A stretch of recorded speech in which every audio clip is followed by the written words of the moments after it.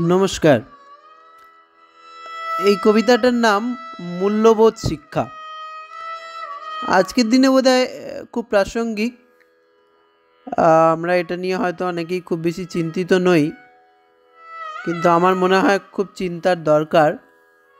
আমার চিন্তাভাবনা থেকে আমি যেভাবে দেখি মূল্যবোধ শিক্ষা বা যা হওয়া উচিত সেইটা লিখবার চেষ্টা করেছি।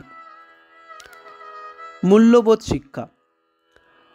পাঠ্য বই পেরিয়ে স্কুলের গণ্ডি ছাড়িয়ে সে শিক্ষা হয় জীবনের সান্নিধ্যে। জীবন বয়ে চলে প্রতিদিনের স্রোতে, বোধ তৈরি হয় কাজ আর জীবনের হাত ধরে।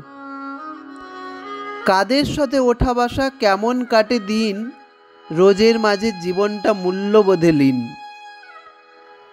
অবসরে দাদু দিদার কাছে শোনা গল্প, পরিবারের সংস্কার বনে মূল্যবোধের বীজ।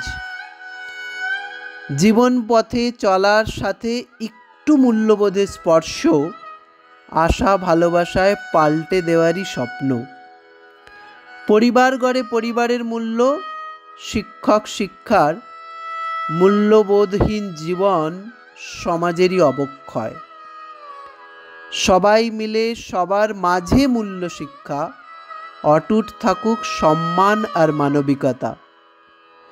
প্রতিদিন সবার সাথে একসাথে সমাজ পরিবেশই মূল্যবোধ শেখাবে।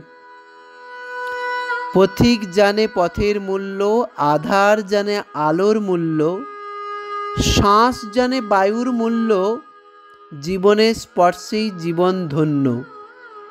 সমাজ মূল্যবোধের বন্ধনেই অনন্য। নমস্কার।